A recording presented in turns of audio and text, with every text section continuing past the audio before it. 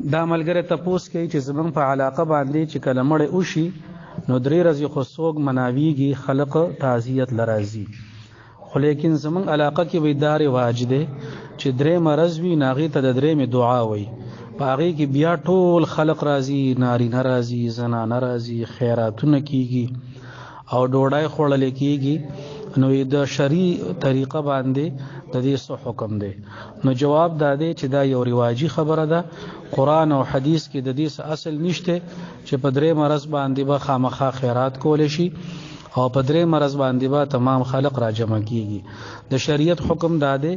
چې کله یو انسان مړ شي انو چې کوم حضرات جنازې لرالل نو د هغې تعزیت وشو، چې کوم د جنازې نه پاتې شي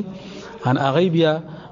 مړی خواله راځي، هغه ته تبه تسلی ورکوي، که مړي ته دعا هم وکړي نو څه مسله پکې نشته، خو لیکن دا دوباره را جمع کېدل دا یو شرعي طریقه نه ده، دا یو رواجي طریقه ده او د دې پرېښودل پکار دي.